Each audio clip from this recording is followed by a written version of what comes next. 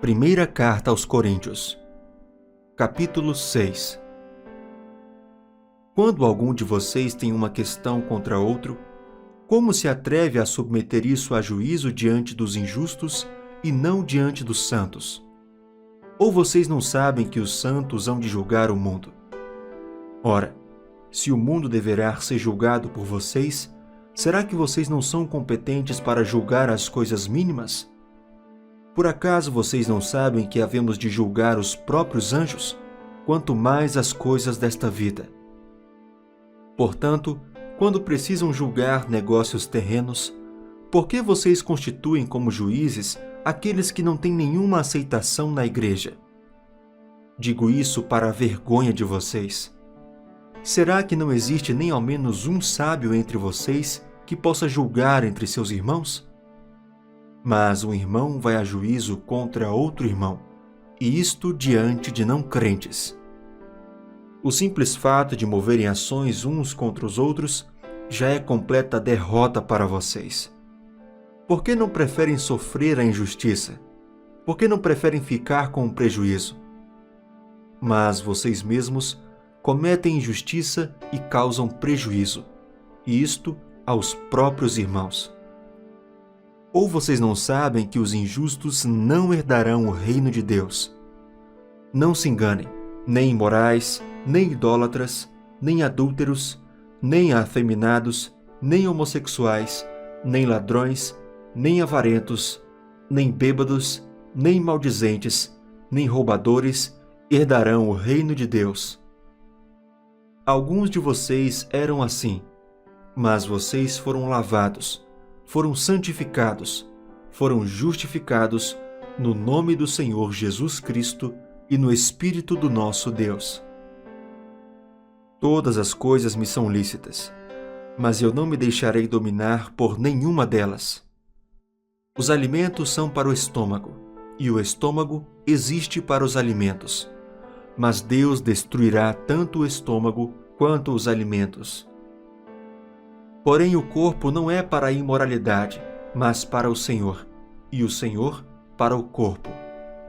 Deus ressuscitou o Senhor e também nos ressuscitará pelo seu poder. Vocês não sabem que o corpo de cada um de vocês é membro de Cristo? E será que eu tomaria os membros de Cristo e os faria membros de uma prostituta? De modo nenhum. Ou não sabem que o homem que se une à prostituta forma um só corpo com ela? Porque, como se diz, os dois se tornarão uma só carne. Mas aquele que se une ao Senhor é um só espírito com ele. Fujam da imoralidade sexual. Qualquer outro pecado que uma pessoa cometer é fora do corpo, mas aquele que pratica a imoralidade sexual peca contra o próprio corpo. Será que vocês não sabem que o corpo de vocês é santuário do Espírito Santo que está em vocês e que receberam de Deus? E que vocês não pertencem a vocês mesmos? Porque vocês foram comprados por preço. Agora, pois, glorifiquem a Deus no corpo de vocês. Capítulo 7. Quanto ao que vocês me escreveram, é bom que o homem não toque em mulher. Digo que por causa da imoralidade, cada homem tem a sua esposa, e cada mulher tem o seu próprio marido. Que o marido conceda à esposa o que lhe é devido, e também, de igual modo, a esposa ao seu marido. A esposa não tem poder sobre o seu próprio corpo, e sim o marido. E também, de igual modo, o marido não tem poder sobre o seu próprio corpo, e sim a esposa.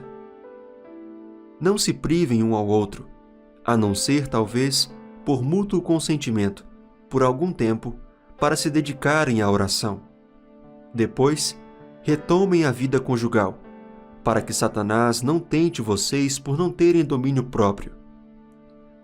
E digo isto como concessão e não como mandamento.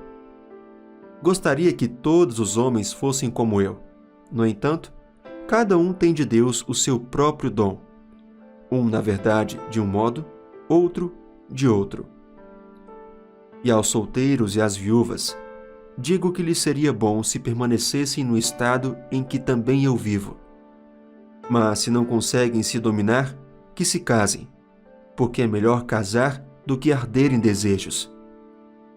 Aos casados, ordeno não eu, mas o Senhor, que a mulher não se separe do marido, mas se ela se separar, que não se case de novo, ou que se reconcilie com o seu marido, e que o marido não se divorcie da sua esposa. Aos outros digo eu, não o Senhor. Se algum irmão estiver casado com uma mulher não crente, e esta concorda em morar com ele, não se divorcie dela. E se uma mulher estiver casada com um homem não crente, e este concorda em viver com ela, que ela não se divorcie do marido. Porque o marido não crente é santificado no convívio da esposa, e a esposa não crente é santificada no convívio do marido crente. Se não fosse assim, os filhos de vocês seriam impuros, porém agora são santos. Mas se o não crente quiser separar-se, que se separe. Em tais casos, não fica sujeito à servidão nem o irmão, nem a irmã. Deus chamou vocês para viverem em paz. Pois você, ó mulher, como sabe se salvará o seu marido? Ou você, ó marido, como sabe se salvará a sua mulher? No mais que cada um ande segundo o que o Senhor lhe concedeu, conforme Deus o chamou. É isto que ordeno em todas as igrejas. Foi alguém chamado estando incircunciso? Não se faça circuncidar. A circuncisão em si não é nada. A incircuncisão também nada é. Mas o que vale é guardar os mandamentos de Deus. Cada um permaneça na vocação em que foi chamado. Você foi chamado sendo escravo? Não se preocupe com isso. Mas se você ainda pode tornar-se livre, aproveite a oportunidade. Pois quem foi chamado no Senhor sendo escravo, é liberto que pertence ao Senhor. Do mesmo modo, quem foi chamado sendo livre, é escravo de Cristo. Vocês foram comprados por preço. Não se tornem escravos de homens. Irmãos, cada um permaneça diante de Deus na condição em que foi chamado. Com respeito às virgens, não tenho o mandamento do Senhor, mas dou a minha opinião como alguém que recebeu do Senhor a misericórdia de ser fiel. Por causa da angustiosa situação presente, penso ser bom para o homem permanecer assim como está. Você tem esposa? Não procure separar-se. Você está solteiro? Não procure esposa. Mas se você casar, não estará pecando. E também, se a virgem se casar, não estará pecando. Ainda assim, tais pessoas sofrerão angústia na carne, e eu gostaria de poupar vocês disso. Mas isto digo, irmãos, o tempo se abrevia. Por isso, de agora em diante, não só os casados sejam como se não fossem casados, mas também os que choram como se não chorassem, os que se alegram como se não se alegrassem, e os que compram como se nada possuíssem, e os que se utilizam deste mundo como se não fizessem uso dele, porque a aparência deste mundo passa. O que eu realmente quero é que vocês fiquem livres de preocupações. Quem não é casado cuida das coisas do Senhor, de como agradar ao Senhor. Mas o que se casou cuida das coisas do mundo, de como agradar à esposa. E assim está dividido.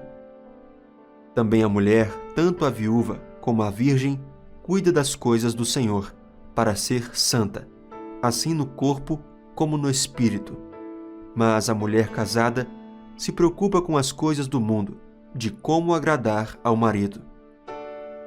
Digo isto para o próprio bem de vocês, não para impor limitações, mas tendo em vista o que é decente e para que vocês possam se consagrar ao Senhor, sem distração alguma. Mas se alguém julga que trata de modo impróprio a sua virgem, se ela estiver passando a flor da idade, e se as circunstâncias o exigem, faça o que quiser. Não peca, que casem. Contudo, aquele que está firme em seu coração e não se sente obrigado, mas tem domínio sobre a sua própria vontade e resolveu em seu coração conservar virgem a jovem, fará bem. Por isso, quem casa com a sua virgem faz bem. Quem não casa, faz melhor. A mulher está ligada ao seu marido enquanto ele viver.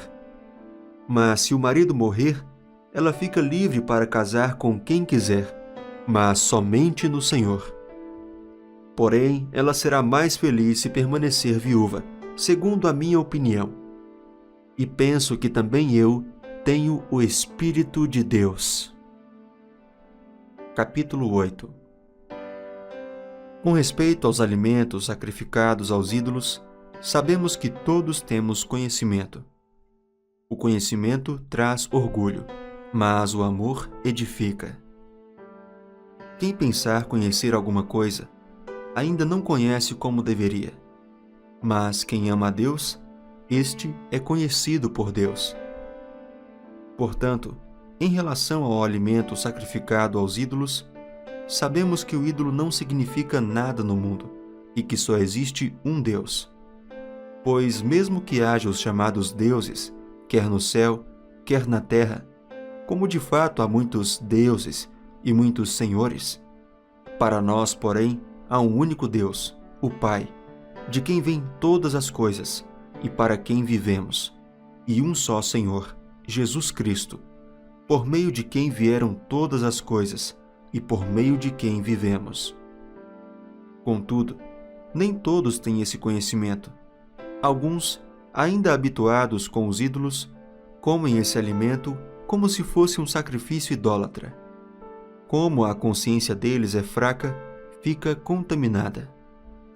A comida, porém, não nos torna aceitáveis diante de Deus. Não seremos piores se não comermos, nem melhores se comermos. Contudo, tenham cuidado, para que o exercício da liberdade de vocês não se torne uma pedra de tropeço para os fracos. Pois, se alguém que tem a consciência fraca vir você que tem esse conhecimento comer num templo de ídolos, não será induzido a comer do que foi sacrificado a ídolos?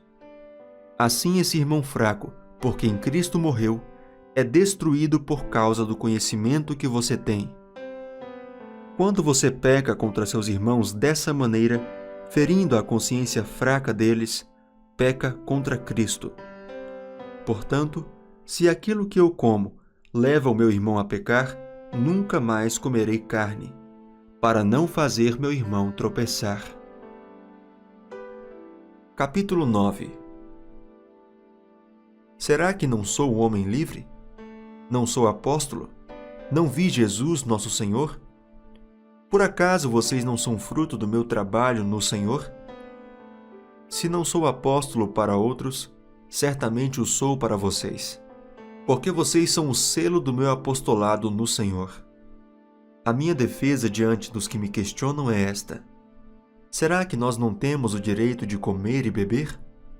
Será que não temos o direito de levar conosco uma esposa crente, como fazem os demais apóstolos, os irmãos do Senhor e Cefas? Ou será que somente eu e Barnabé temos de trabalhar para viver? Quem é que vai à guerra às suas próprias custas? Quem planta uma vinha e não come do seu fruto? Ou quem apacenta um rebanho e não se alimenta do leite do rebanho? Será que eu digo isso apenas como homem? Não é verdade que a lei também o diz? Porque na lei de Moisés está escrito: não amarre a boca do boi quando ele pisa o trigo. Por acaso Deus está preocupado com bois? Será que não é certamente por nossa causa que ele está dizendo isso? É claro que é por nossa causa que isso está escrito. Pois quem lavra deve fazê-lo com esperança, e o que colhe deve fazê-lo na esperança de receber a parte que lhe é devida. Se nós semeamos entre vocês as coisas espirituais, será muito recolhermos de vocês bens materiais? Se outros participam desse direito sobre vocês, não o temos nós em maior medida? Entretanto, não fizemos uso desse direito. Pelo contrário, suportamos tudo, para não criarmos qualquer obstáculo ao Evangelho de Cristo. Vocês não sabem que os que prestam serviço sagrado se alimentam do próprio templo e que os que servem ao altar participam do que é oferecido sobre o altar? Assim também o Senhor ordenou aos que pregam o Evangelho que vivam do Evangelho. Eu, porém, não tenho feito uso de nenhuma destas coisas e não escrevo isto para que assim se faça comigo. Preferiria morrer a deixar que alguém me tire esta glória. Se anuncio o Evangelho, não tenho de que me gloriar, pois sobre mim pesa essa obrigação. Porque ai de mim se não pregar o Evangelho.